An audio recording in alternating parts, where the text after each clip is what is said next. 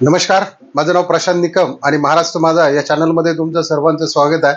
मित्रांनो, आपण नेहमीच नवनवीन विषय घेऊन येत असतो. त्याच्यामुळे जर चॅनलला सबस्क्राईब केलं नसेल तर सबस्क्राईब करा, लाईक करा आणि शेअरही करत जा. म्हणजे ही जी चांगली माहिती आहे ती आपले मित्र नातेवाईक यांच्यापर्यंत जाते. मित्रांनो, आजचा विषय असा जबरदस्त आहे की माणुसकीला काळिंबा फासणारा हा एका नराधमाचा विषय आहे आणि त्याचं नाव आहे मनोहर भोसले. मनोहर मामा उर्फ पोलिसांच्या भाषेत मन्या भोसले. तर मित्रांनो, 27 एकरामध्ये भव्य असं आश्रम, मोठी आंब्याची बाग, त्याला भेटण्यासाठी 11,000ची पावती करावी लागायची. स्वतःमध्ये बाळूमामा आलेत हा दाखवणारा किंवा त्याला बाळूमामा प्रसन्न आहे आणि आमोशा पौर्णिमेला हजारो लोकांची गर्दी होणे, तर हा नेमका आहे कोण? हा मनोहर भोसले आहे कोण? तर मित्रांनो, हा इंदापूर तालुक्यातील लासुर्णे या गावचा मूळचा रहिवासी आहे. डीएड नापास आहे तो. डीएड नापास झाल्यामुळं कुठेही त्याला संधी मिळाली नाही. उदरनिर्वाहासाठी तो आठवडी बाजारामध्ये जाऊन सुके बोंबील विकून त्याचा उदरनिर्वाह, त्याच्या परिवाराचा उदरनिर्वाह करायचा. असा हा एक नराधम भोंदू बाबा, जो खरातचा सुद्धा बाप निघाला. मित्रांनो, याच्यावरती 2021 मध्येच 3 गुन्हे आहेत. त्यातला पहिला गुन्हा आहे की एका महिलेला त्याने सिरियलमध्ये काम देतो सांगून तिच्यावरती अत्याचार केला आणि तिची आर्थिक फसवणूक सुद्धा केली.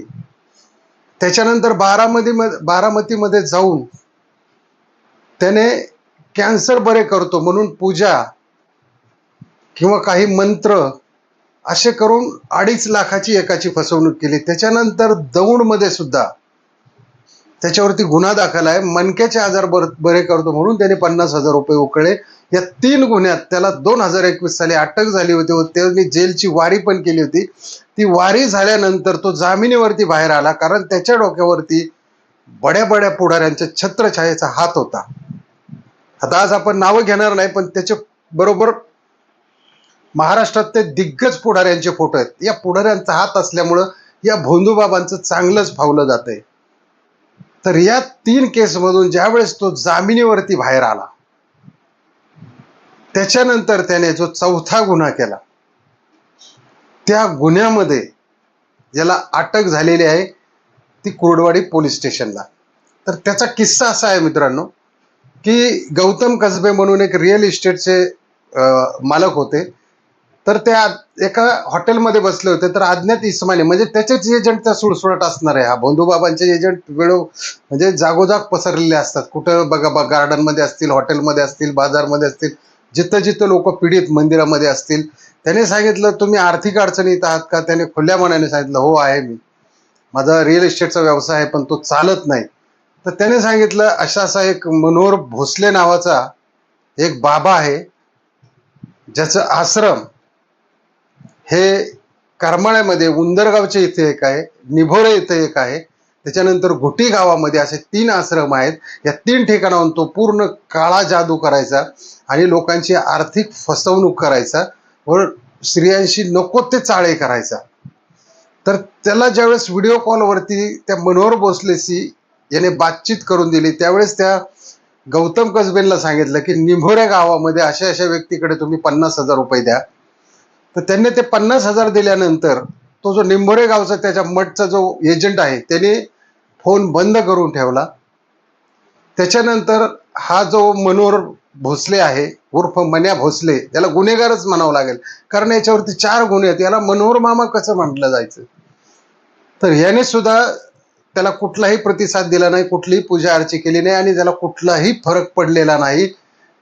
आणि मग त्याच्यानंतर याने कुर्डवाडी पोलीस स्टेशनमध्ये जाऊन तक्रार दिली. ती तक्रार दिल्यानंतर या मन्या भोसलेला जे लोक, बघा किती, आता खरातचा किस्सा घडलेला असताना सुद्धा असे किती लोक आहेत. एक बोंबील विकणाराकडं 27 एकर जमीन, भली मोठी आंब्याची बाग, आलिशान असे मोठमोठे मंडप बांधलेले, कोकणातून राजस्थानमधून दगड आणून एका बोंबील विकणाऱ्याला सुद्धा लोकांच्या काय, आता लोकांच्या बुद्धीची मला कीव येते. लाखो अनुयायी याचे भक्त होते.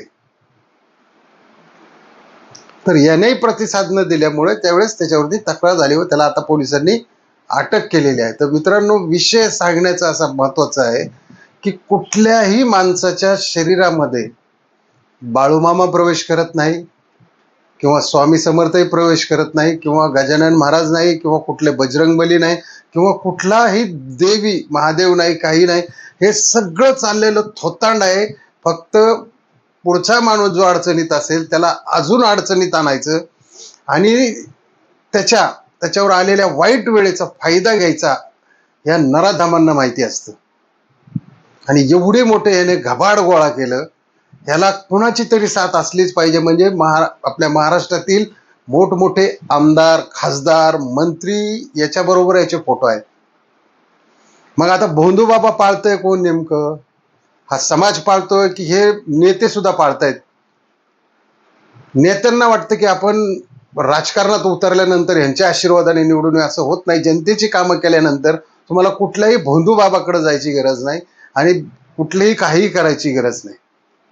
परंतु समाज सुद्धा आपला एवढा बेफिक्रीने वागत चाललेला आहे की एवढेच सगळं कित्येक बाबा, भोंदू बाबा आज कित्येक ओपन होत आहेत. आपण नेहमी आपल्या चॅनलवरती टाकतो, इथे इथे या घटना घडल्या, तिथे तिथे या घटना घडल्या, तरी सुद्धा हा बाळूमामा सारखे कपडे परिधान करून लोकांना फसवायचा, आर्थिक आमिष द्यायचा की तुझं नशीब बदलून टाकू, तुला हे करून टाकू, ते करून टाकू, तुझे सगळे प्रॉब्लेम सॉल्व्ह करू.